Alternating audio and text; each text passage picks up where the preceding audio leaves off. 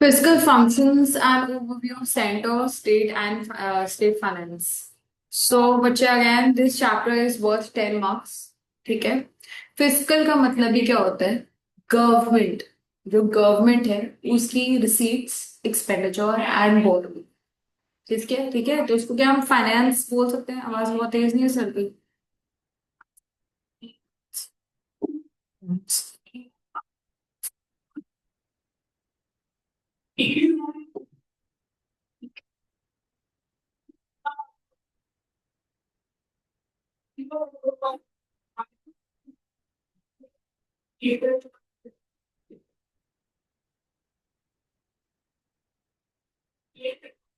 So again fiscal का मतलब क्या होता है? फाइनेंस बेसिकली सरकार का जितना भी पैसा आया, जितना पैसा गया, और जितना भी उसको बोरोइंग्स करनी है, वो सारा हमारा क्या होता है? Fiscal function. क्या होता है? Fiscal function.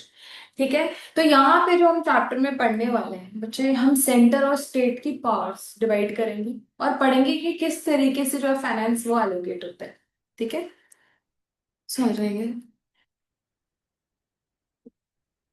सबसे पहले बच्चे, जैसे हमने प्लस टू में पढ़ा था, हमने बहुत सारे फंक्शंस पढ़े थे गवर्नमेंट के, है ना? पढ़े थे ना फिस्कल फंक्शंस. लेकिन मेनली तो तीन ही थे. तीन फंक्शंस थे. एक तो क्या था हमारा? Allocation of resources, very good. दूसरा redistribution of income, very good. And number three was stabilisation. Perfect. तो यही तीन फंक्शंस है जिसको आईसीआई ने अहमियत दी है चैप्टर में, और इसी के ऊपर हम लोग है फोकस करेंगे. ठीक है. क्योंकि जो स्टेबलाइजेशन फंक्शन होता है वो मैक्रो इकोनॉमिक फंक्शन होता है. क्या होता है? Macro economic. तो मतलब इसके अंदर जो पॉवर्टी, अनएम्प्लॉयमेंट और जो छोटे मोटे क्रेडिट, इन सब के जो फंक्शन जो हमने एंड में पढ़े थे ना कि जीडीपी ग्रोथ XYZ, वो सारी स्टेबलाइजेशन में आ रहा है. ठीक है. सो हमारा जो एलोकेशन फंक्शन है, ऐसे नेम सजेस्ट, एलोकेशन या फिर री एलोकेशन भी बोल देते हैं इसको. री एलोकेशन फंक्शन या फिर एलोकेशन ऑफ रिसोर्सेज का फंक्शन. ये क्या कहता है? ये कहता है कि जहां पर रिसोर्सेज अबंडेंट है, एक्स्ट्रा है. ठीक है. जहां पे रिसोर्सेज अबंडेंट है या एक्स्ट्रा है, वहां से उन रिसोर्सेज को क्या करो? ऐसी जगह पे डाल दो. ऐसी जगह पे डाल दो जहां पे उसकी कमी है. ठीक है. या फिर बेटर यूटिलाइजेशन. ठीक है. जैसे एग्जाम्पल है कि हमारे यहाँ पे पंजाब में क्योंकि ग्रीन रेवोल्यूशन में ज्यादा किसकी ग्रोथ हुई थी? Wheat and rice. तो यहाँ से व्हीट एंड राइस क्योंकि अबांडेंट है, हम लोगों की कंजम्पशन को पूरा करने के बाद भी कुछ सरप्लस बचता है, तो उसको और स्टेट्स में जो है रीएलोकेट या फिर डिस्ट्रीब्यूट कर. तो ये था पहला रीएलोकेशन फंक्शन. नेक्स्ट हमारे पास आता है रीडिस्ट्रीब्यूशन. वेरी इजी है.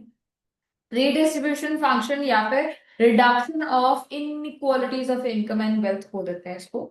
ये क्या है? जब भी हम बात करेंगे कि charging of taxes from rich and giving the money to poor in the form of either subsidies और फ्री अलाउंसेस एनीथिंग, तो उसको हम क्या कहते हैं? Redistribution function of government. तो अगर बात हुई कभी भी टैक्सेस, बात हुई कभी भी सब्सिडीज की, या कहीं से पैसा लेके चार्ज कर रहे हैं रिच से और वो दे रहे हैं किसको? पुअर को, उनके बेनिफिट के लिए, तो उसको हम रीडिस्ट्रीब्यूशन में डालेंगे. इसको सिंपल से ऐसे याद रखें. ठीक है. और सिविलाइजेशन में बाकी सारे आ जाते हैं. अनएम्प्लॉयमेंट से रिलेटेड, ग्रोथ ऑफ जीडीपी से रिलेटेड, पॉवर्टी वगैरह से रिलेटेड, और कुछ भी, इन्फ्लेशन हुआ, डिफ्लेशन हुआ, एक्सेस डिमांड, सप्लाई, एक्सवाइजी, सारे मैक्रो इकोनॉमिक फंक्शंस में कहा जाएंगे फिर स्टेबलाइजेशन. ठीक है. आ जाओ.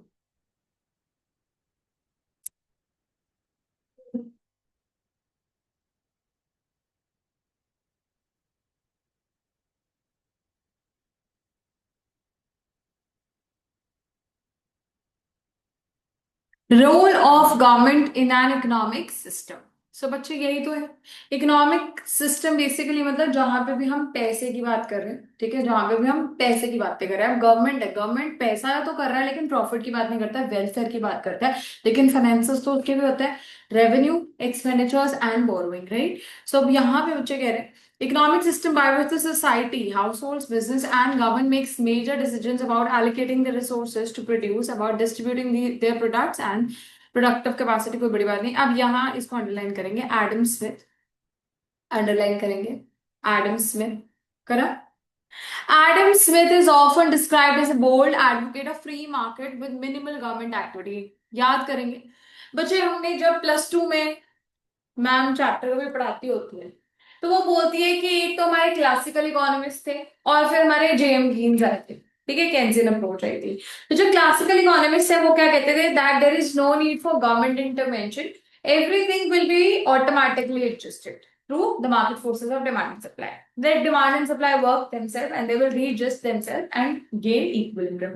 But after the Great Depression of 1930s, it was discovered that whatever Keynes said, that the government must interfere to make sure that the economic activities or affairs are taken care of.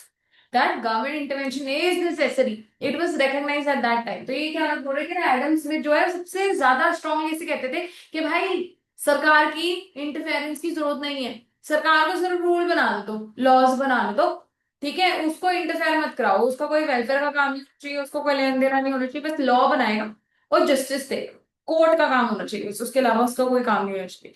लेकिन जब हमने example देखा इतना बड़ा 1930 का, तब ऐसे realise हुआ नहीं, जेएम कीन्स ने बात कही थी that the government must interfere, there must be government intervention, वो उसके बाद रियलाइज। तो ये ऐसे नॉर्मल बात करें कि सबसे ज्यादा स्ट्रॉन्गली किसने एडवोकेट किया था कि गवर्नमेंट की इंटरवेंशन मिनिमम और फ्री फोर्सेस पे सबको छोड़ दो, दैट वाज एडम स्मिथ, ठीक है।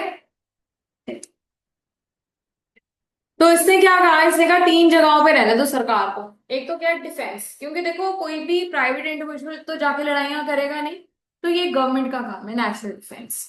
नंबर 2 उसने वही बात करी कि जस्टिस एंड इंटरनल लॉ के ऊपर, ठीक है, कि अगर किसको जस्टिस देना है, कोई लॉ बनाना है, तो वो भी गवर्नमेंट ही करेगी, वो किसी प्राइवेट इंडिविजुअल का काम नहीं है।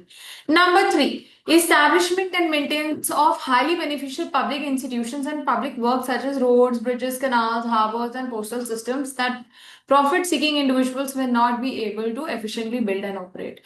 उसके बाद उससे तीसरी चीज और गई, कह रहे हैं चलो ठीक है, एक और जगह पे भी सरकार की इंटरवेंशन होनी चाहिए, वो है रोड्स, रेलवेज, ब्रिजेस, कनाल्स, ये जो पब्लिक प्रॉपर्टीज होती हैं, क्योंकि ये प्रॉफिट तो नहीं देंगी किसी को भी, तो हम में से कोई इंसान तो जाके बनाएगा नहीं, तो ये भी सरकार के पास दे दो, ठीक है।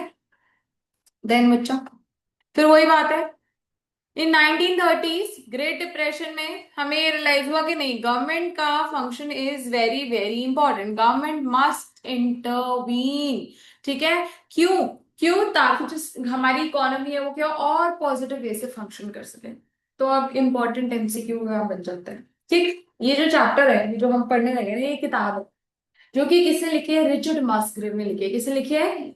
रिचर्ड मस्ग्रेव, ठीक है। तो इसके ऊपर एक एमसीक्यू बन जाता है कि एक क्वेश्चन बन जाता है कि किसने दी है ये किताब। तो किताब का नाम है थ्योरी ऑफ पब्लिक फाइनेंस, ठीक है। Theory of public finance was given by Richard Musgrave. और या फिर हम इसको ये भी बोल सकते हैं कि किसने ये बात करी थी अबाउट पब्लिक फाइनेंस, तब भी वो कौन है, रिचर्ड मस्ग्रेव। तो जो कहानी है वो हम पूरी पढ़ने वाले हैं, जो पूरा चैप्टर हम पढ़ने वाले हैं, किसकी योगदान है या किसकी देन है, रिचर्ड मस्ग्रेव की, सिंपल, ठीक है। तो ये आपको नाम लर्न करना बहुत जरूरी है इस चैप्टर में, ठीक है।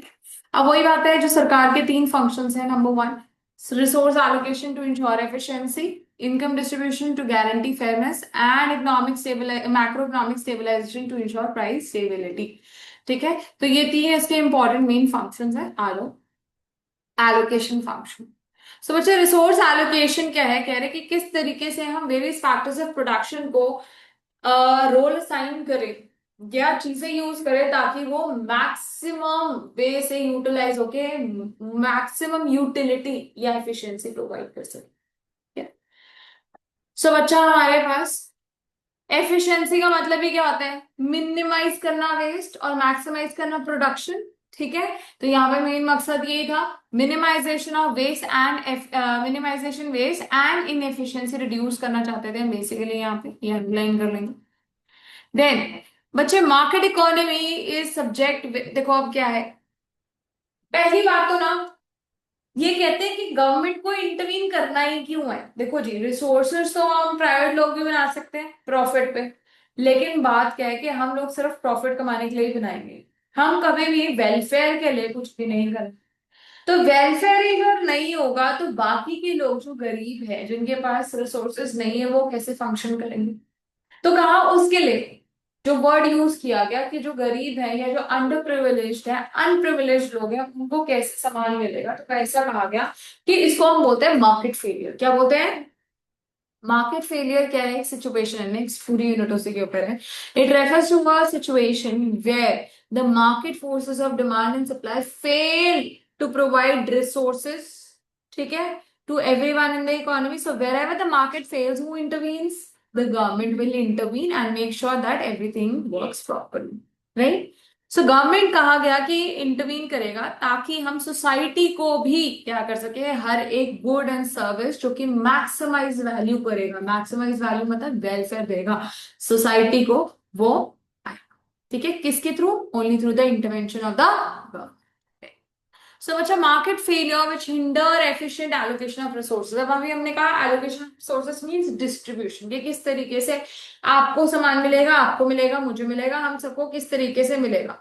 ठीक है, अब हम सब तो एक दूसरे को सिर्फ तभी बेचेंगे जब हमारे को पैसा ज्यादा मिल रहा होगा। अब पैसा अगर जहां पे नहीं मिल रहा, तो मैं तो किसी को सामान नहीं बेचूंगी फ्री में। एक बंदे को बेच सकती, दो बंदे को बेच सकती हूँ, करोड़ों की तादाद में है ना, जितने हमारी पॉपुलेशन है, हर एक इंसान को तो नहीं प्रोवाइड कर सकती। ठीक है, तो वो क्या है? मार्केट फेलियर है। मार्केट फेलियर में कौन आएगा बच्चे? गवर्नमेंट आएगी। ठीक है, और किन किन चीजों को करेक्ट करेगी। ठीक है, तो ये देखो लाइन की, market failures which hinder efficient allocation resource.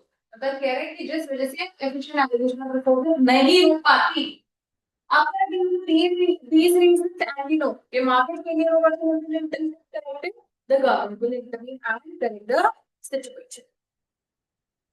So if competition and monopoly power, जब देखो गवर्नमेंट ही नहीं होगी तो जो अमीर लोग हैं, ठीक है, जैसे जो बिजनेस टाइकून्स है हमारे, टाटा बिरला अंबानीज हैं, ये लोग क्या करने लग जाएंगे? मोनोपोली पावर में आ जाएंगे। अभी भी है, बट क्या 100% मोनोपोली में कि सरकार रोक देती है इनको? रोक देती है। Very good. तो बच्चे अगर कोई और यहाँ पिक्चर में होगा ही नहीं, तो ये लोग क्या हो जाएंगे? अभी भी हैं बट बहुत कंप्लीटली इन्हीं के हाथ में हमारी भागदौड़ हो जाएगी। तो ये कोई भी प्राइस चार्ज कर लेंगे।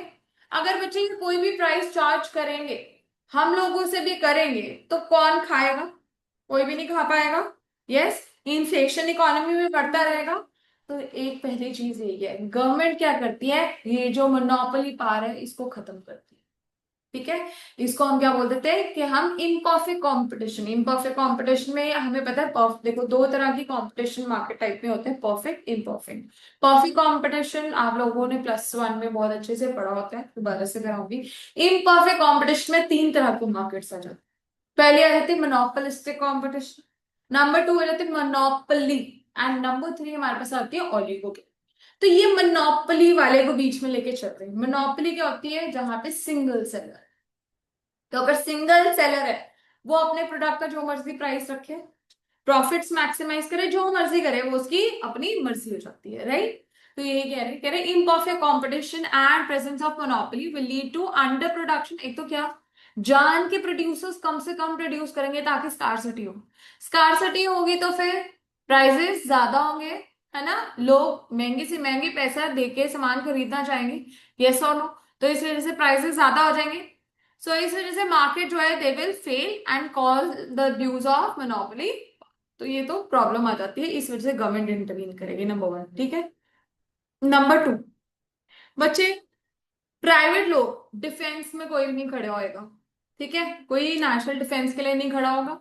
कोई भी कलेक्टिव पब्लिक गुड्स नहीं बनाएगा। कलेक्टिव पब्लिक गुड्स में यही हमारे पास डिफेंस आ गया। ठीक है, उसके बाद हमारे पास मेडिसिन, जैसे अब कह लो पोलियो है, राइट? तो पोलियो ड्रॉप्स भी कोई भी दुनिया में नहीं देगा। यस और नो? या कोविड की वैक्सीनेशन भी कोई नहीं देगा। तो कलेक्टिव पब्लिक गुड्स कौन से होते हैं? जो कि सबके लिए अवेलेबल होते हैं, जो कि एक को नहीं फायदा देगा, सबको एक ही लेवल का इक्वल फायदा देगा। जैसे इंडिया पाकिस्तान की जो प्रोटोटाइप वॉर हो रही थी, तो उस टाइम पे प्रोटेक्शन क्या सिर्फ एक एरिया को मिल रही थी, या सिर्फ एक इंसान को मिल रही थी, पूरी इंडियन इकोनॉमी को मिल रही थी? यस, पूरे भारत के नक्शे पे मिल रही। बिल्कुल। तो that is collective public good. Incomplete markets, market may fail to produce the right quantity of merit goods such as education and healthcare. So very important, because there are two types of goods that we distinguish here. One is merit and the other one is demerit. Merit goods वो वाले goods होते हैं जो कि सबको फायदा देते हैं, और मेजरली मेरिट में ऐसे गुड होता है जिसका कोई नुकसान नहीं है, जैसे एजुकेशन एंड हेल्थ केयर। आगे मतलब मैंने ये बताया था मेजरली नंबर वन पे ये एग्जांपल्स है किसके मेरिट गुड के, और भी आएंगे हम आगे वाली यूनिट्स में पढ़ेंगे, टेंशन नहीं लेनी, जब पूरा आएगा मेरिट गुड के ऊपर। ठीक है। लेकिन दो मेजर एग्जांपल्स हमेशा हेल्थ केयर एंड एजुकेशन, दो जो है वो मेरिट गुड होते हैं।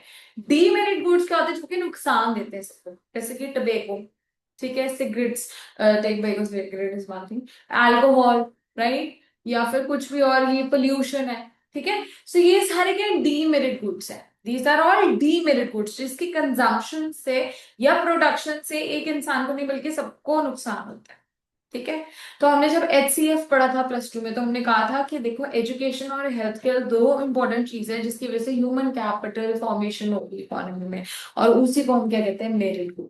वाई, बिकॉज ये सबके लिए बेनिफिशियल है। एक इंसान, अगर मैं पढ़ी लिखी हूँ या आप पढ़े लिखे हैं, तो ये हमारे खुद के लिए प्राइवेट बेनिफिट तो होता ही होता है, but at the same time social benefit होता है इकोनॉमी, राइट। इस वजह से इसको मेरिट गुड कहा जाता है। Number 3, common property. अच्छा, ये पूरा समझ आया कि मेरिट गुड्स भी फिर कौन प्रोड्यूस करेगा, कोई भी नहीं प्रोड्यूस करेगा। देखो, अब प्राइवेट इंस्टीट्यूशन होते हैं, ठीक है, हम लोग यहाँ पे चार्ज कर रहे हैं, ठीक है, पढ़ा रहे हैं। अब बच्चे, स्कूल्स होते हैं, महंगे से महंगे ले लो, छोटे सस्ते से सस्ते ले लो, स्ट्रॉबेरी स्कूल है, ठीक है, बहुत महंगा है, विवेक हाई, ये सारे भी हैं, और वहां पे बच्चे, वो वाले लोग जो कि बिल्कुल कुछ अफोर्ड नहीं कर सकते, वो कहाँ जाते हैं फिर सरकारी स्कूल में, यस और नो, फ्री एजुकेशन लेते हैं कि नहीं लेते हैं? तो क्या हम जैसे लोग फ्री एजुकेशन दे पाएंगे? नहीं, वो कौन देगा बेटा, ओनली गवर्नमेंट। तो देखो, प्रोडक्शन तो हम कर रहे हैं बट ओनली जहां पे हमारे को रेवेन्यू मिल रहा है, लेकिन जहां पे रेवेन्यू नहीं है वहां कौन आएगा मेरिट गुड प्रोवाइड करने के लिए, गवर्नमेंट विल कम। जैसे अब हॉस्पिटल्स में भी सिविल डिस्पेंसरीज होती हैं, सेक्टर डिस्पेंसरी जो होती हैं, राइट, या फिर हॉस्पिटल्स भी होते हैं, जैसे बड़े GMCH हो गया, 16 वाला हो गया, PGI वगैरह हो गए, राइट।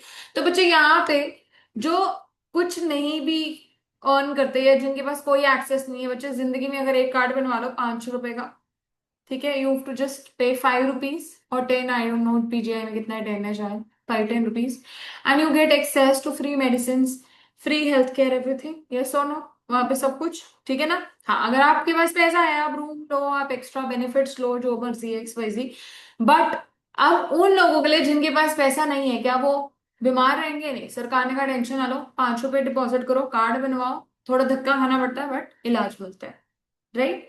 तो ये अगेन कौन देगा, गवर्नमेंट देगी। Very, common property resources like environment are overused and exhausted in individual pursuit of self interest। बच्चे, अगर गवर्नमेंट नहीं होगी तो हम जैसे लोग क्या ये देखेंगे कि वाटर पोल्यूशन, एयर पोल्यूशन हो रही है, नॉइस पोल्यूशन हो रही है? अब एग्जाम्पल हो, हमारे घर में जब फंक्शन या शादी होती है, सारी रात हम गाना बजाना कर रहे हैं, शोर शराबा कर रहे हैं, तो आसपास वाले परेशान होते हैं। हाँ, तो क्या होता है, या फिर अगर आसपास वाले परेशान, कोई कंप्लेन नहीं भी करता, तभी सरकार अपने आप उठ के आ जाती, पुलिस रात को, हाँ या नहीं, 11 बजे के बाद loud music is not allowed, yes. तो बच्चे यही तो बात कर रहे हैं कि आप कॉमन प्रॉपर्टी रिसोर्स में एक एग्जाम्पल मैंने आपको जैसे नॉइस पोल्यूशन का दिया है, ऐसे ही अब आप खुद सोचो कि हमारे यहाँ पे हर जगह पे इंडस्ट्रियल एरिया है, क्या किसी के घर तक यहाँ तक धुआं उठ के आता है? यहाँ तक बिल्कुल नहीं आता बच्चों, क्यों? क्योंकि गवर्नमेंट ने उसके ऊपर रोक लगाई हुई है। अब गवर्नमेंट ना हो तो क्या होगा, सबको पोल्यूशन का सामना करना पड़ेगा। जैसे याद करो, भोपाल गैस ट्रेजेडी में हुआ, गवर्नमेंट की इंटरवेंशन तब उस टाइम पे इतनी स्ट्रांग नहीं थी, राइट। तो कितने लोग, कितने पूरा जिला वो बर्बादी हो गया, जिस एरिया में वो फैक्ट्री थी, कितने आसपास के ज्वाइनिंग एरियाज एंड डिस्ट्रिक्ट्स बीमार हो गए, सारे लोग मर गए, यस। तो बच्चा यही बात करेगा कि फिर इन्वायरमेंट को कौन बचाए? हम लोग तो डिग्रेड करेंगे, हम तो आज का सोचेंगे कि हाँ हम हमारे बच्चे, क्या हम सोचते हैं कि हमारे बच्चों के बच्चे? अभी देखो, अगर कभी अगर मैं बात करूँ, आप लोग तो अभी बहुत छोटे हो, तो हम क्या सोचते हैं, हमारी मम्मी पापा, अभी तक आपकी सोच ही होगी, आपके मम्मी पापा और आप, ठीक बात है ना, जनरल, कि हमारे मम्मी पापा ठीक रहे, बहन भाई ठीक रहे और हम ठीक रहे, राइट, यहीं तक की सोच होती है। अब हम जैसे होगी, अपने मम्मी पापा, हम और हमारे बच्चे, हम कभी उनके आगे के बारे में नहीं सोचते, हमें सब मिल जाए, खाना खा ले, हम मार को सब कुछ, लेकिन गवर्नमेंट क्या बोलती है, sustainable, just don't think about the present, but also look for the future generations to come. The environment is not just going to be our mother, but mother for them also. Yes or no? तो बच्चे अगर government नहीं होगी तो pollution हर कोई मचाएगा, degradation हर कोई करेगा, exploitation हर कोई करेगा। यस, तो यही बात करेंगे, अगर गवर्नमेंट नहीं होगी तो again market will fail here, that the environment will be polluted and degraded, exploited to next level, right. Then externalities ना, एक्सटर्नैलिटी क्या होता है कि मैंने, मेरे डायरेक्ट एफर्ट नहीं है, किसी और के हरकत की वजह से, अच्छी बुरी कुछ भी हो सकती है, ठीक है, मेरे को कोई भी नुकसान या फायदा, ठीक है। So externalities can be defined as harms और बेनिफिट, ठीक है। डबल एट कहाँ पड़ी है तीस को?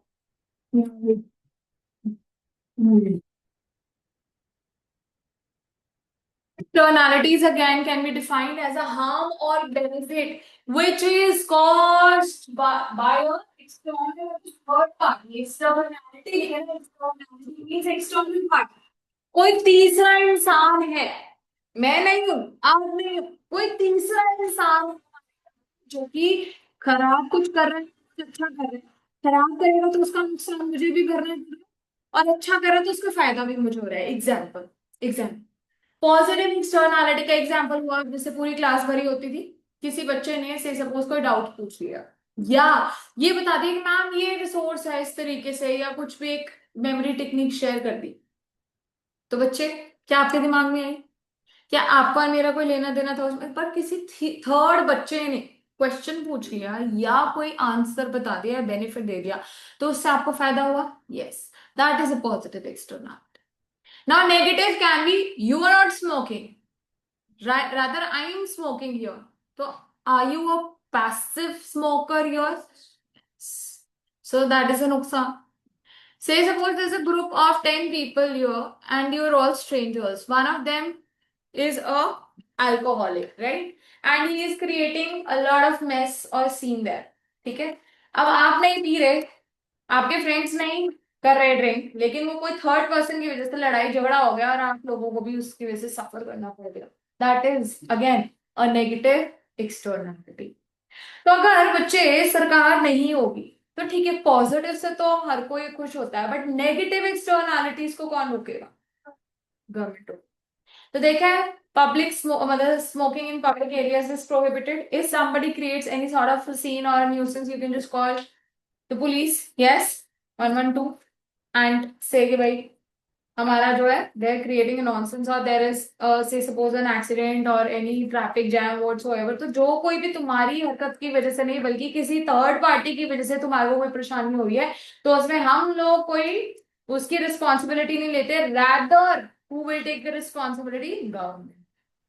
Next, factor in mobility which causes unemployment and inefficiency. आपने देखा हो, अगर आप गवर्नमेंट जॉब्स के लिए ट्राई करते हो, ठीक है, आप तो ऑब्वियसली अगर यहाँ चंडीगढ़ में रह रहे हो तो आप क्या चाहोगे कि आपको यहीं पे जॉब मिले, लेकिन आप देखोगे कि अगर हरियाणा वगैरह के बच्चे हैं, सपोज किसी ने पंचकुला से टेस्ट किया, ठीक है, तो क्या उसको गारंटीड है कि उसको पंचकुला में जॉब मिलेगी, कि कोई रिमोट एरियाज में एक बार गवर्नमेंट जॉब के लिए भेज देती है? भेज देती है। क्यों? अगर हम देखो, अब खुद सोचो, अगर तो मैं, या अगर मेरी प्राइवेट है, ठीक है, तो क्या हमारे अलावा, अगर से सपोज मैं एम्प्लॉयर हूँ, आप मेरे पास आए, तो मुझे क्या अपने से ही लेना देना होगा या और लोगों से भी लेना देना है, और डिस्ट्रिक्ट से भी लेना देना है? लेकिन गवर्नमेंट क्या कहती है? गवर्नमेंट ये कहती है आप आए हो तो सिर्फ इस एरिया का नहीं, रैदर और एरियाज डिस्ट्रिक्ट्स का भी बेनिफिट होना चाहिए, हाँ या नहीं? तो वो क्या करेगी, ज्यादातर बच्चों को या फ्रेश एम्प्लॉयज को, कुछ सीनियर्स को भी ऐसी ऐसी डिस्ट्रिक्ट के एरियाज में भेज देगी जो कि बिल्कुल ही हर रिमोट एरियाज में हो, जहाँ पे कोई जाना नहीं चाहेगा, बट वहां पे भी बेनिफिट देगी, ठीक है। सो ये बात करें फैक्टर इमोबिलिटी, इमोबिलिटी मतलब हम जैसे लोग एक जगह से दूसरी जगह नहीं जाना चाहते, जिसकी वजह से लोग अनएम्प्लॉयड भी रहते हैं। यहाँ पे जितनी सीट्स थी सारी भर गई है, सरकार कहती है टेंशन ना ले, तेरे को मैं कहीं और जॉब दिलाती हूँ, तूने पेपर दिया पास किया, मेरी जिम्मेदारी मैं तेरे को जॉब दिलाऊं, अब कहीं पे भी दिलाऊं, वो दिलाऊं, right. Next is imperfect information because it may not be in the interest of one party to provide full information to the other। बच्चा अब आप लोग क्या हुआ, कि मेरे से मेरी गाड़ी खरीदने आए सेकेंड हैंड कार, ठीक है। अब मैंने क्या किया, आपको उसके बारे में पूरी बातें नहीं बताई कि कितनी बार इसका एक्सीडेंट हुआ है, मैंने कुछ गड़बड़ कर दी, मैंने मीटर मूटर हिला दी, ठीक है, किलोमीटर्स कम दिखा दिए, या मैंने आपको बताया नहीं कि इसके टायर जो है वो खराब है, या इसके इंजन में क्या प्रॉब्लम है, ये आवाज करता है, या इसके 2-4 महीने बाद ऑयल लीक होता है, X Y Z whatsoever, right. तो बच्चे क्या होता है, आप ऐसे खरीद के ले जाओ, तो क्या आप मेरा कल आके गलत दबा सकते हैं? हम्म, नहीं ना, क्योंकि this will not amount to fraud, law तो ये कहता है। पर मेरी बात सुनो, अब आपने मेरे से खरीदा तो गवर्नमेंट क्या कहती है कि तुम्हारी रिस्पॉन्सिबिलिटी बनती है कि तुम उस इंसान को सब कुछ क्लियरली बताओ, सब कुछ क्लियरली बताओ कि गाड़ी कितने, अगर कहीं तुम पकड़े गए तो तुम्हारे अगेंस्ट धारा 442 जो है लगेगी, ठीक है, फ्रॉड की अपनी धारा लगेगी लगेगी, राइट। ऐसे ही बच्चे, अब क्या हुआ, मैं आपसे इंश्योरेंस लेने आई, आप इंश्योरेंस एजेंट्स हो, ठीक है। मैंने नहीं आपको बताया कि मेरे को कोई पुरानी बीमारी है, और मैंने इंश्योरेंस कवर ले लिया, और 6 महीने के बाद मैं बीमार होगी, और मेरी बीमारी पे जितना मैंने तो अभी प्रीमियम 10,000 का दिया है, मेरे ऊपर खर्चा 2 लाख का खड़ा हो गया, तो क्या आप डूब जाएंगे? है ना, कंपनी, आप सोचो हर कोई ऐसे करने लग गया तो लॉसेस होंगे उस कंपनी को। Yes. तो गवर्नमेंट क्या कहती है, भाई अगर तूने ऐसा कुछ छुपाया ना, और पता चल गया पुरानी बीमारी है, तो तेरे को क्लेम नहीं मिलेगा, और जो तूने पैसा दिया वो भी फोरफीट हो जाएगा। हाँ या नहीं? तो ये सारी अगेन क्या है, इंफॉर्मेशन भी जो है वो गवर्नमेंट ही कहेगी कि I will make sure that everybody gets the required information, right. Last, inequalities in distribution of income and wealth, बच्चे ये अलग से टॉपिक है, ये इसके अंदर नहीं है ना, ऑब्वियसली ये distribution of income and wealth अलग है, आपकी बुक में भी ऐसे पॉइंटर में लिखा हुआ है।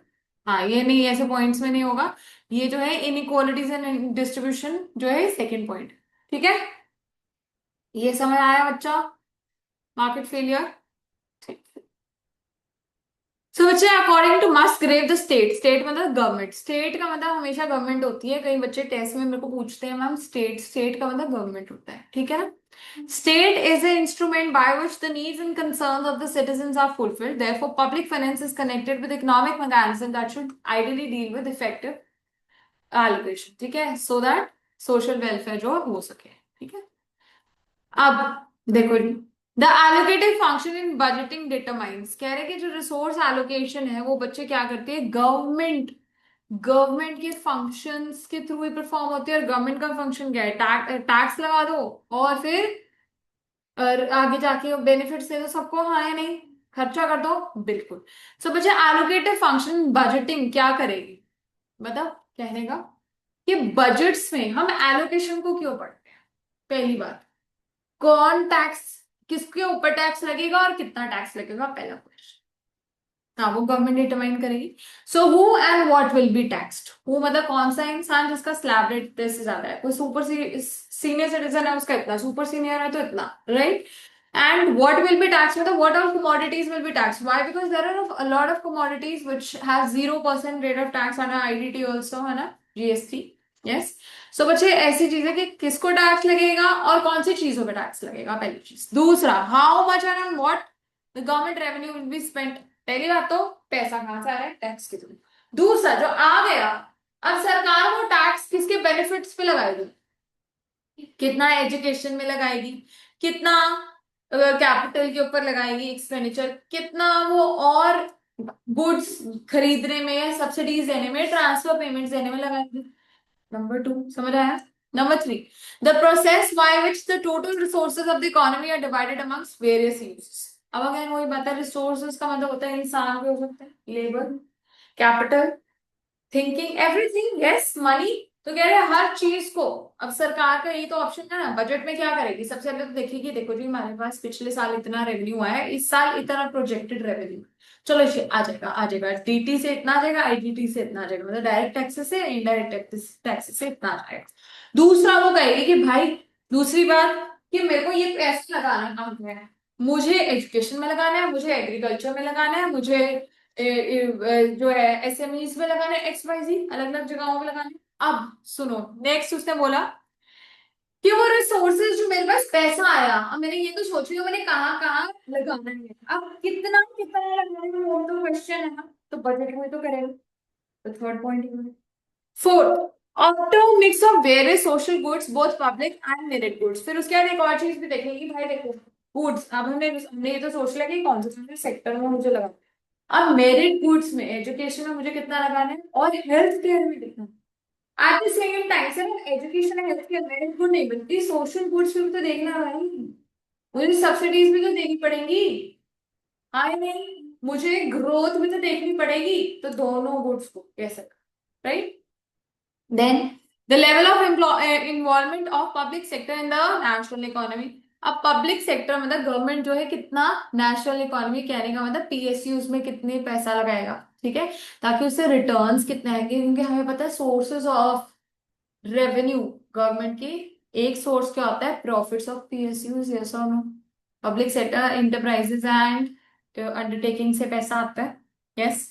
तो वो कह रहे हैं कि अब लेवल ऑफ इन्वॉल्वमेंट मतलब कितना पीएसयू में, पब्लिक सेक्टर में मैं पैसा लगाऊं ताकि ताकि हमारा जीडीपी इंप्रूव हो। Number last, reallocation of society's resources from private to public use. अब नेक्स्ट क्या कह रहे हैं कि प्राइवेट यूज से पब्लिक यूज में किस तरीके से हम रिसोर्सेज को एलोकेट करेंगे, तो क्वेश्चन है ना, गवर्नमेंट कहेगी कि भाई तू हट, यहाँ पे मैं ही इंटरवीन करूंगी, ठीक है। तो इस तरह के क्वेश्चंस, क्लियर, समझ आया। अब देखेंगे, मैं आपको एक बात बताती हूँ, इसमें कुछ रट्टा मारने वाली बातें नहीं है, रट्टा मारने वाली बातें नहीं है, ठीक है। तो अगर बजट से रिलेटेड देखो, अब यहाँ पे क्वेश्चन क्या है, who and what will be tax, ऐसा नहीं बोला ना कि टैक्स कहाँ से कहाँ लगेगा, समझ रहे हैं। अगर मैंने कहा मैंने आपसे टैक्स लेके किसी और को दिया, तब वो रीडिस्ट्रीब्यूशन है, समझ पा रहे हैं, क्योंकि ये डाउट आता है कि मैम टैक्स तो यहाँ पे भी बात करें, एलोकेशन की बात हो रही है, बच्चे एलोकेशन ये क्या बोल रहे हैं, कह रहे हैं कि पैसा कहाँ से आएगा, यहाँ पे टैक्स का मतलब वो है कि यहाँ से रिसीट्स आ रही है ना मेरे पास। ये बात नहीं करें कि टैक्स में को लगाना किस पे कितना है और उसके लगाना और आगे पैसे किस पे देने, दैट इज रीडिस्ट्रीब्यूशन। यहाँ पे एलोकेशन है कि कहाँ से मेरे पास पैसा आ रहा है, और वो मैंने रिसीट की तरह रीड करना है इसको, clear. Variety of allocation instruments are available by which the government can influence resource allocation in the economy. For example, government में directly produce an economic good, कह रहे हैं अब किस तरीके से सरकार allocation कर सकती है, गवर्नमेंट कहेगी कि तू मत प्रोड्यूस कर, डायरेक्टली मैं ही ये गुड्स प्रोड्यूस करूंगी और कोई नहीं करेगा, जैसे कि railways, atomic and nuclear energy, yes और नो। तो ये क्या है, गवर्नमेंट कहेगी private logo you don't enter, I will only produce this goods. Number two, for example they have electricity, public transportation services. Number two, government में use price mechanism. दूसरा चीज क्या है, गवर्नमेंट कहेगी कि भाई मैक्सिमम प्राइस इतना, मिनिमम प्राइस इतना, कहेगी डिमांड सप्लाई को करने दो काम, पर कहीं पे भी कुछ गड़बड़ हुई तो मैक्सिमम क्या, ये सीलिंग इतनी है, इससे ज्यादा मैं प्राइस नहीं बढ़ने दूंगी। पढ़ा है ना प्लस टू में, आप करेंगे। और अगर प्राइस इससे कम हो गया, मैंने support price, I will support you, इसको हम क्या कहते थे, प्राइस फ्लोर, ठीक बात है। तो इस तरीके से गवर्नमेंट जो है इंटरवीन करेगी, सेकंड पॉइंट यही है। Use a price mechanism that is altering the market prices determined by demand and supply through taxes and subsidies to influence private allocation of policies that change the behavior. In other words, government में direct resource allocation through incentives and disincentives। उसके अलावा एक और चीज भी बोलिए, कह रहे कि गवर्नमेंट क्या कह सकती है, ऐसे कह सकती है कि आओ जी, आप अपनी जो बिल्डिंग्स हैं या जो आप अपना बिजनेस है, फैक्ट्रीज है, वो कहाँ करो, SEZ में सेटअप करो, स्पेशल इकोनॉमिक जोन्स, ठीक है, या बैकवर्ड एरियाज पे सेटअप करो, तो वहां पे बिजली पानी की सुविधा फ्री रहेगी, या फिर मैं आपको टैक्स नहीं लगाऊंगी। सो व्हेन ये रीएलोकेशन है ना, एक जगह जहां पे डेवलपमेंट नहीं है आप वहां पे डेवलपमेंट लेके जा रहे हैं, उस स्टेट में आप उसका जीडीपी बढ़िया बढ़ा रहे हैं, ठीक है। तो अगेन रीएलोकेशन फंक्शन, तो गवर्नमेंट कह रही है कि इस तरीके से भी इंटरवीन कर सकते क्या। सो उसके अलावा एक और चीज बोली इन्होंने, कह रहे हैं कि कुछ जगहों पे जिनको रोकना है, कुछ कुछ गुड्स की जिनकी कंजम्पशन को हमें रोकना है, जैसे सिगरेट से अल्कोहल से, तो उनके ऊपर ज्यादा टैक्स लगा देगी सरकार, ठीक है ना। तो बच्चों ये एलोकेशन ऑफ रिसोर्सेज है, ठीक है। टैक्स को भी देख रहे हैं ना किस तरीके से यूज किया जा रहा है। मैंने फिर से बता रही हूँ, रीडिस्ट्रीब्यूशन में हम क्या पढ़ेंगे कि हमने रिच से टैक्स लिया और पुअर पे लगाया, वो रीडिस्ट्रीब्यूशन है, जहां पे भी inequalities of income and wealth को रिड्यूस कर रहे हैं। बाकी किसी तरीके से टैक्स यूज हो रहा है तो that is not redistribution function, clear.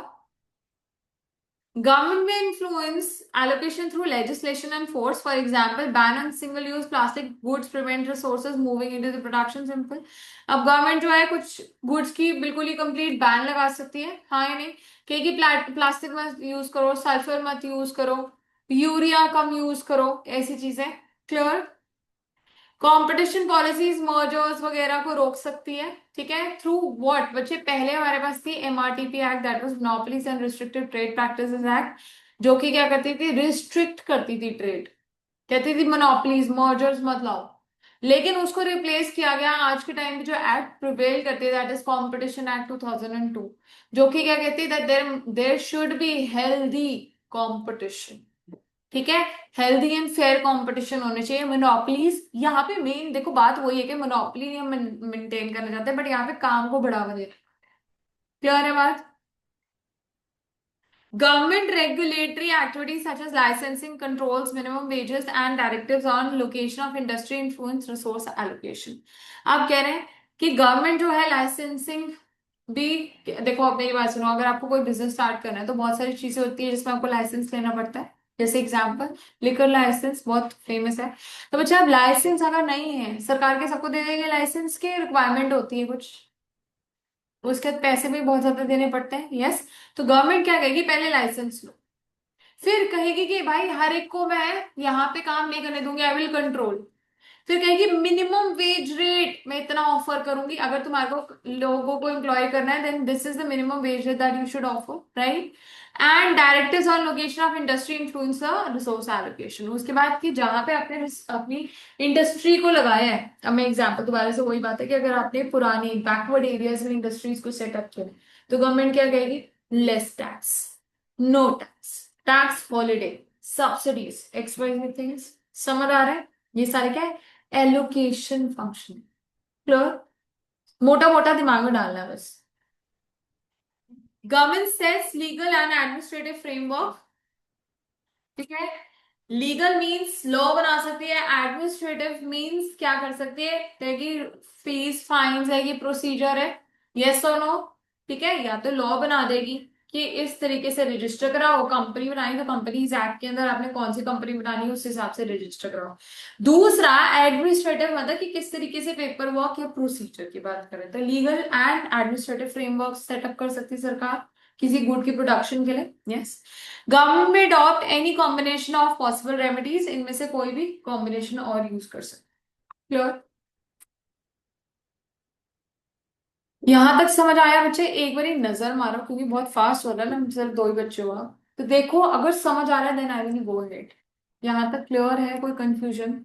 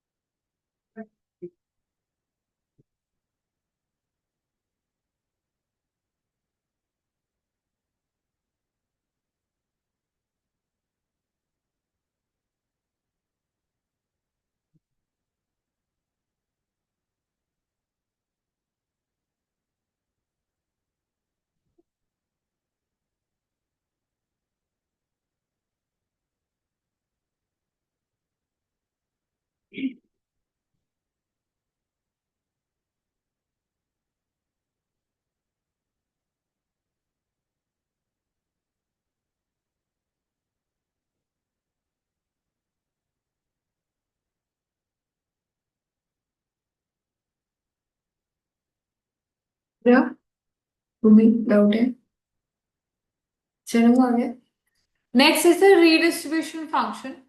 बच्चे अगेन यहाँ पे एक लाइन अंडरलाइन करेंगे हम।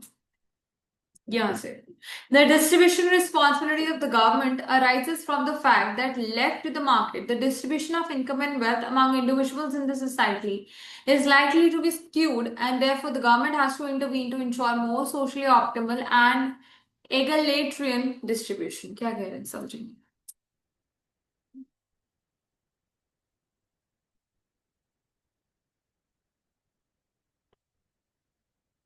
इकोनॉमिक्स है ना? तो बच्चा इकोनॉमिक्स को हम ग्राफ्स के फॉर्म में भी पढ़ते हैं। आपने याद हो प्लस टू में कभी पढ़ा हो, प्लस टू में कि ये स्क्यूड वो होता है नॉर्मल डिस्ट्रीब्यूशन कर्व। ठीक है, नॉर्मल डिस्ट्रीब्यूशन में 0.5 यहाँ है मेरा और 0.5 यहाँ है। ठीक है, तो दैट मीन्स अगर ये मेरे पुअर हैं और ये मेरे रिच हैं, तो मुझे एक बात बताओ, अगर गवर्नमेंट नहीं है तो बच्चे इसका क्या सीन होने वाला है? रिसोर्सेज कहाँ पे ज्यादा रहने वाली है? हाँ, वेरी गुड, रिसोर्सेज ज्यादा रिच के पास रहेंगी। ठीक बात है। सो बच्चे इसका मतलब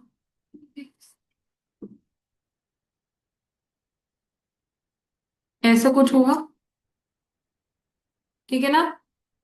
ये ऐसा होना चाहिए, टच नहीं होना चाहिए इस तरीके से। तो मतलब पुअर के पास सिर्फ इतना सेक्शन रह जाएगा और रिच के ऊपर ज्यादा बेनिफिट रहेगा। इनकम का, इनकम की बात करें तो इनकम इतनी 80% इधर है और सिर्फ 20 या उससे भी कम, कह लो 10% कुछ जो है पुअर के पास रहेगी। राइट, तो ये स्क्यूनेस का मतलब ये है। ठीक है, ये लिखा ना word that distribution of income and wealth among individuals in the society is likely to be skewed। skewed मतलब इधर वाली साइड उसका झुकाव ज्यादा होगा रिच की तरफ। ठीक है, and the government must intervene. अब गवर्नमेंट इंटरवीन करेगी तो क्या करेगी? इस गैप को थोड़ा सा और कम कर देगी। Yes, yes. तो बच्चा ये स्क्यूनेस एकदम 100% तो कंप्लीट खत्म नहीं होगी, बट कुछ ऐसा हो जाएगा। दैट मीन्स जहां 80 था वहां अब ये से सपोज 60 हो जाएगा और ये यहाँ पे 40 हो जाएगा। क्लियर है? मतलब ये गवर्नमेंट का मकसद समझ आएगा इस लाइन का, मतलब इसके ऊपर एमसीक्यू हुआ क्या? क्लियर? देन बच्चे ये एक और क्वेश्चन आता है इसी तरीके से आएगा कि मतलब यहाँ पे कौन से फंक्शन के बारे में बात होती है। ठीक है, what is the function of the government that is refer to your. So it is the distribution of income in wealth या फिर रीडिस्ट्रीब्यूशन फंक्शन। क्लियर? बच्चे अब डिस्ट्रीब्यूशन फंक्शन जो है इसके ऊपर भी क्वेश्चन ऐसा आता है कि ये कौन सा क्वेश्चन पूछता है? कहता है फॉर हूम, किसके लिए, किसके लिए जो है गवर्नमेंट करेगी। ठीक है, so government for whom should an economy produce goods and services. Clear? Yes.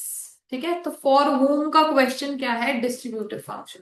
Distributive again क्या होता है हमारा? So government can redistribute income and wealth either through expenditure side, that is on मतलब providing free और subsidized education, health care। ये सरकार का खर्चा है ना, कह रहे या तो क्या कर सकती है, खर्चा बढ़ा सकती है अपना। ठीक है, या फिर revenue side, that means through progressive taxation. ज्यादा टैक्स लगाएगी अमीरों के ऊपर, नो टैक्स लगाएगी ऑन पुअर, जो थोड़ा कम अमीर है उनके ऊपर कम टैक्स। ठीक बात? सो फॉर होम समझ आया। और दूसरी बात क्या है? थ्रू इधर एक्सपेंडिचर साइड और थ्रू इनकम साइड। अगेन जब भी एक्सपेंडिचर इनकम की इस तरीके से बात हुई तो क्या है? ये डिस्ट्रीब्यूटिव फंक्शन। ठीक है, so therefore distributive function also relates to the manner in which effective demand over the economic goods is divided amongst the various individuals and family spending units of the society। दूसरी बात for home बोला ना, कह रहे तो demand किस तरीके से डिवाइडेड है। ठीक है, कौन से इंसान को क्या चीज मिलेगी। एग्जाम्पल है, मतलब अगर बुढ़ा है, कोई बड़ा इंसान है, सुपर सीनियर सीनियर सिटीजन है, तो उसको किस तरीके, मतलब मे बी ट्रांसफर पेमेंट्स मिल रही है, सब्सिडीज मिल रही है, औरतों को मिलती है एलपीजी पे। ठीक है, तो ये कब मिलेगी? फैमिली के मेंबर। समझ आ रहा है ना क्वेश्चन? कि अगर कोई इंसान ओल्ड है तो ओल्ड एज पेंशन, कोई अगर बेरोजगार है तो उसको उस तरह की बेरोजगार पेंशन या अलाउंस व्हाटएवर। कोई बच्चा है तो उसको एजुकेशन किस लेवल की किस तरीके की मिलेगी, वो भी गवर्नमेंट का ही क्वेश्चन है। Clear? Then distribution of government aims at what? Obviously, number one, equitable distribution of societal output। Output means जो भी सामान है, goods and services, among household, ensuring overall social welfare। ठीक है, सो किस तरीके से किस तरीके से इक्विटेबल, इक्विटेबल अगर वर्ड यूज आ गया, इक्वल नहीं है, इक्विटेबल मतलब फेयरनेस के अकॉर्डिंग। क्लियर? सोसाइटल आउटपुट मतलब production amongst the various members to ensure welfare. ठीक है। Number 2, advancing the well-being of those members of the society who suffer from deprivation of different types। ठीक है। उसके बाद क्या कह रहे हैं कि उन लोगों को डेप्रिवेटेड सेक्टर्स कौन होंगे? अंडर प्रिविलेज्ड, हाँ, जिनको क्या पैसा नहीं मिल रहा, जिनको पढ़ाई नहीं मिल रही, जिनको हेल्थ केयर नहीं मिल रही, तो बच्चों उन लोगों को हेल्प देना आ गया क्या है? गवर्नमेंट का काम। Sure. Providing equity of income, wealth and opportunities, again equality of income, wealth and opportunities क्या कौन सा फंक्शन है? डिस्ट्रीब्यूशन है। ठीक बात है कि हर इंसान के पास हक है पैसा कमाने का और हर तरह की अपॉर्चुनिटीज का। Providing security in the form of basic needs for people who have hardships and ensuring that everyone enjoys a minimum standard of living. सबको खाना और पढ़ाई और हेल्थ, हर इंसान को मिले, रोटी कपड़ा मकान। ठीक है। कोई इंसान नहीं कमाता तब भी वो उसके लिए ओल्ड एज होम्स है। ठीक है। कोई बच्चा है उसके लिए ऑर्फन होम्स है। यस। लंगर वगैरह हर चीज गवर्नमेंट अपनी तरीके से पैसे भी प्रोवाइड करती है। यस। तो ये कह रहे हैं providing security also to ensure that people have what? Minimum standard. किनको? Those who suffer hardship, मतलब poor. Clear? Few examples of redistribution function performed by the government are: number 1, taxation policy। अब कह रहे हैं redistribution किस तरीके से हो सकता है, तो पहली बात है taxation के थ्रू, है ना। तो यहाँ पे वही बात है, specially through progressive taxation where rich are charged more। Clear? And they provide subsidies to poor households. Number 2, proceeds from progressive taxes are used to finance public services, especially those with low income households, for the supply of essential food grains at a highly subsidized prices to below poverty houses। ठीक है? Okay guys। Employment reservations भी मैंने आपको बताया, जैसे जो वो होते हैं schedule caste, schedule tribes, OBC, minorities, उन लोगों के लिए रिजर्वेशंस रखी होती है गवर्नमेंट ने, हाँ या नहीं? तो उसके बारे में बात करें, employment reservations and preferences to protect certain segments of population. Minimum wages भी देती है, हाँ या नहीं? And then minimum support prices, MSP, to the farmers. ठीक है। तो ये डिफरेंट तरीके हैं जिस तरीके से गवर्नमेंट जो है पैसा बेनिफिट प्रोवाइड करती है। पहली बात है रिजर्वेशंस के थ्रू। नंबर 2 है कि अगर फार्मर्स को एमएसपी दे रही है। नंबर 3 हमारे पास है मिनिमम वेजेस दे रही है उन लोगों के लिए जो हम कहते हैं ना कि दिहाड़ी, डेली वेज रेट इतना है 800 रुपए 8 घंटे का एग्जाम्पल। तो बच्चे वो भी कौन दे रही है? गवर्नमेंट का ही जिम्मेदारी है, और वो किसके थ्रू कर रही है? Through redistribution function. क्लियर? चलो आगे। Unemployment benefits and transfer payments, again ये underprivilege, dependent, physically handicap लोगों को, ये हम बातें कर चुके हैं ना ऑलरेडी, ये भी प्रोवाइड करती है। फैमिलीज बिलो पॉवर्टी लाइन है provided with monetary aid and aid in kind. Monetary aid मतलब पैसे के थ्रू, जैसे मैग्नेरा स्कीम के थ्रू, हाँ, 100 days एम्प्लॉयमेंट और money. Yes. Aid in kind मतलब कि कह लो ऐसा कह दिया जाएगा कि आप फ्री में सब वो मिल रही है, रोटी आटा मिल रहा है, या फ्री में एलपीजी कनेक्शन मिल रहा है, ये सारी चीजें। ठीक है। तो that is aid in kind. Aid मतलब हेल्प। ठीक है। इन काइंड मतलब other than money. Clear? So regulation of manufacture and sale of certain products to ensure health and well-being of the consumers। उसके बाद ये बोल सकते हैं कि ये गुड्स ही बनाओ, इन्हीं को सेल करो, ताकि हर एक का बेनिफिट हो पूरी सोसाइटी में। जैसे अब कहेगी कि खादी के प्रोडक्ट्स यूज करो, उसके ऊपर इतना टैक्स नहीं है, मेड इन इंडिया मूवमेंट या XYZ। ठीक है। Next, special schemes for backward region and for vulnerable sections of the population. ठीक है। जो लोग बहुत ज्यादा कहीं बैकवर्ड एरियाज में रह रहे हैं, या ऐसे लोग जो कि एक्सटिंक्ट हो सकते हैं, या जिनको डर है खत्म होने का, मतलब कि एक्सटिंक्ट होने का, उन लोगों को भी बहुत हेल्प करती है। जैसे कि मैंने पहले भी बात करी थी, जैसे वो होते हैं ये अपने कुछ बेसिक एरियाज को, जैसे बिश्नोईज वगैरह के ट्रीज को आप हाथ में लगा सकते हैं चिपको मूवमेंट के तहत। ठीक है। आप पेड़ नहीं काटोगे या इन फॉरेस्ट एरियाज को तबाह नहीं करोगे, क्योंकि वहां पे ट्राइबल एरियाज हैं और वहां पे लोग रहते हैं। ठीक है। You are not suppose to clear the forest areas there, तो that is how they are to protecting even the vulnerable sections of the society। Clear? चलो आगे। Stabilization function. सो बच्चे स्टेबलाइजेशन फंक्शन कब कह रहे होता है, पहली भी बात, हाँ जी, AD is equal to S when there is no inflation or deflation, right?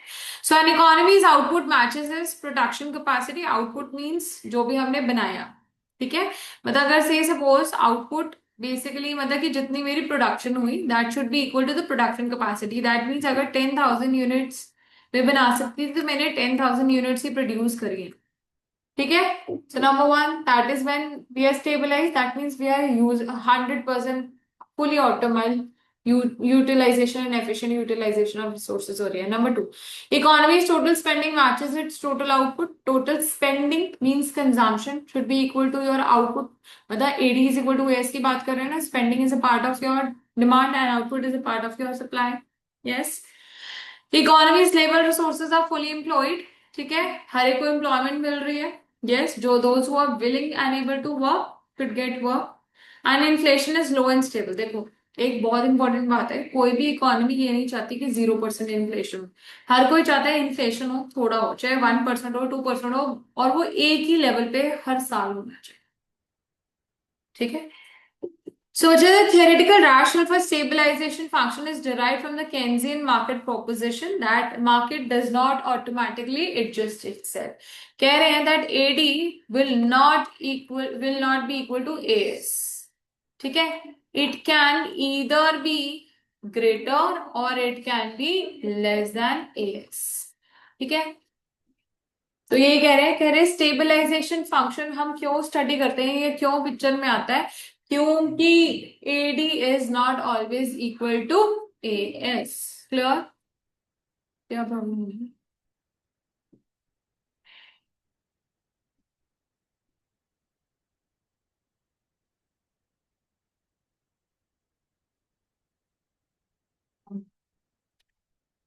Then again कह रहे हैं कि जो हमारा, हमने बिजनेस साइकिल एक चैप्टर पढ़ेंगे Bhumi, chapter number 5, it says that a business goes through different phases of changes in their life cycle, ठीक है। So there can be boom, there will be depression, there will be recession, there will be recovery, there will be expansion, contraction, yes। So वो सारे features होते हैं, उस वजह से बच्चे क्या है, इंस्टेबिलिटी रहती है, इंस्टेबिलिटी। तो गवर्नमेंट क्या करेगी, अगेन इंटरवीन करेगी to make sure that everything is stabilised, yes, क्योंकि बहुत ज्यादा डिप्रेशन हो गया तो तब भी गवर्नमेंट आएगी, बचाएगी, बहुत ज्यादा ऊपर हो रहा होगा तब भी रोकेगी, कैप लगाएगी, yes, ठीक है। क्योंकि हमने बात करी थी कि हमारा जो बिजनेस साइकिल है वो क्या है, it is unanimous, that means it is every country, every business is affected by it, and second it is contagious in nature, that means अगर एक इकोनॉमी को हुआ तो सबको फैलेगा, राइट। तो बच्चे यहाँ पे stabilisation also becomes more complex due to contagion effect, why, because international interdependence है, एक जगह से अगर एक यूएस की इकोनॉमी इंपैक्ट हो रही है तो इंडियन इकोनॉमी में पक्का से पक्का उसका असर पड़ने ही वाला है, तो उस वजह से अगेन स्टेबलाइजेशन फंक्शन जो है इंपॉर्टेंट। क्लियर, अब क्वेश्चन पढ़ रहे हैं कि क्यों it is important. Stabilisation is concerned with the performance of aggregate economy in terms of number one labor employment and capital utilization। मतलब ये हमारे लेबर को यूट, देखो सिंपल बात है, स्टेबलाइजेशन की बात कर रहे हैं कि किस तरीके से हम स्टेबिलिटी लाएंगे, मतलब एम्प्लॉयमेंट की बात कर रहे हैं यहाँ पे नंबर वन पे, कि किस तरीके से हमें लेबर एम्प्लॉयमेंट चाहिए, मतलब कितना लेबर इंटेंसिव काम कराए और कितना कैपिटल इंटेंसिव काम कराए, पहली चीज उसको देखना। Number two, overall output and income, मतलब एएस की बात कर रहे हैं, ठीक है।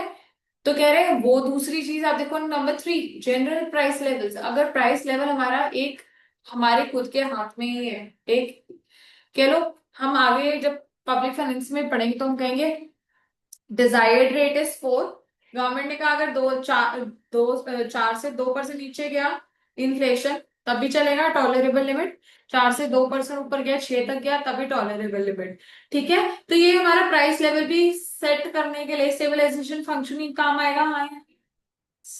Number next, balance of international payment, BOP, ये भी स्टेबलाइजेशन फंक्शन ही है, हाँ या नहीं। बीओपी क्या होता है, receipts should be equal to the payments, yes or no, है ना। तो बच्चे यहाँ पे अगर दोनों इक्वल नहीं होती ऑटोनोमस ट्रांजेक्शन्स के थ्रू, तो हम क्या करते हैं, अकोमोडेटेड ट्रांजेक्शन्स लेके आते हैं, official reserve of the government is used, yes और no, again stabilisation. Last rate of economic growth, GDP भी तो देखना है ना कि किस तरीके से ये स्टेबलाइजेशन फंक्शन तो इंश्योर करेगा ना कि what will be the growth rate of GDP and how are we going to accelerate. Yes guys, तो ये बेसिकली बताया है कि स्टेबलाइजेशन में क्या क्या चीजें इंक्लूडेड है। तो बच्चे पहली चीज तो employment and utilisation of capital and labour. Number two, income, that means overall output and income, then general price levels, BOP, and then GDP की growth rate। ओके, यही हम पढ़ते थे ना। डिफरेंट फंक्शन जो रह गए मैंने आपको कहा था सारे इसमें ही आ जाएंगे, तो सारे इसमें ही आ गए। क्लियर, आगे चलो। So, बच्चे कहते हैं stabilization function is very important to ensure that there is no macroeconomic fluctuations or they are kept in hand, yes or no। So कह रहे हैं most recent example is the COVID pandemic, जहां पे हमारे पास बहुत ज्यादा प्रॉब्लम्स आ गई थी, yes or no। पूरी की पूरी इकोनॉमी डाउनफॉल में थी, बट आपने देखा है ऐसे जब न्यूज कभी किसी ने देखी तो हम ऐसे कहते थे कि हमारा देश इतने साल पीछे चला गया, ये वाला देश इतने साल पीछे चला गया, yes or no। तो बच्चे इंडिया की गवर्नमेंट ने क्या किया था? क्या हमारे यहाँ पे बहुत ज्यादा देर तक धंधे बंद रहे थे कि थोड़ी देर के लिए प्रॉब्लम रही थी? थोड़ी देर के लिए, 2-3 महीने, यस और नो। देन गवर्नमेंट ने रिवाइव किया, गवर्नमेंट ने, 2 मिनट रुक जाओ। गवर्नमेंट ने सबको आश्वासन दिया that don't worry we have buffer stocks, don't worry we have this that everything, yes और नो।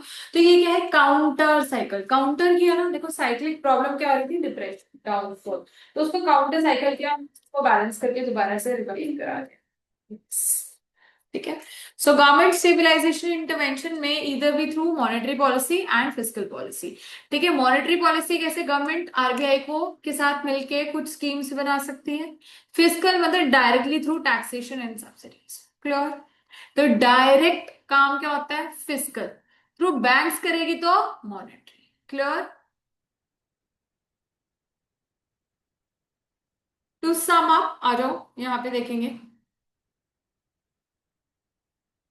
अच्छा, एक चीज और बता देती हूँ बच्चे। रिसेशन में, रिसेशन में गवर्नमेंट क्या करेगी? अपने एक्सपेंडिचर बढ़ाती है कि कम करती है? रिसेशन में जो सब कुछ गिर रहा होता है तो बढ़ा देगी, है ना। अपना खर्चा बढ़ा देगी, टैक्सेस कम कर देगी, सब्सिडीज भी बढ़ा देगी। क्लियर। और ड्यूरिंग इन्फ्लेशन क्या करेगी? एक्सपेंडिचर कम कर देगी, टैक्सेस बढ़ा देगी, सब्सिडीज भी कम कर देगी। क्लियर। सो बच्चा अब यहाँ पे कह रहे हैं बजट जो है हमारे को पता है हमारे 3 तरीके के हो सकते हैं, बैलेंस्ड या अनबैलेंस्ड, 2 तरीके के, सॉरी। अनबैलेंस्ड में we have to either surplus और डेफिसिट बजट। सरप्लस कब होते हैं? जब receipts are greater than expenditure, which is not good for the society. इसका मतलब जब हम मनी वाले चैप्टर पढ़ेंगे तब समझ आएगा कि सरकार के जितना पैसा है ना वो अपने पास ज्यादा रख रही है और खर्च हमारे लिए कम कर रही है, तो ये अच्छी बात थोड़ी ना भाई। पूरा खर्च होना चाहिए ना, ये ज्यादा होना चाहिए। और डेफिसिट जो हमारे को देखने में बुरा लगता है कि हाँ expenditure is greater than receipt, but वो पूरी इकोनॉमी के लिए बढ़िया है, क्योंकि जितना सरकार के पास पैसा नहीं उससे ज्यादा लगा रही हो। क्लियर। सो बच्चे टू सम अप इम्पोर्टेंट, यही बात बताइए मैंने। If there is high inflation government में डिक्रीज स्पेंडिंग, रेज टैक्सेस और रिड्यूस मनी सप्लाई। ठीक बात है, मनी सप्लाई भी कम करेगी ना इन्फ्लेशन में। और रिसेशन, डिफ्लेशन या रिसेशन या जो भी कह लो उसमें, if there is high unemployment government में increase government spending, unemployment means recession. Okay. Reduce taxes और में इंक्रीज मनी सप्लाई। क्लियर है? ठीक है।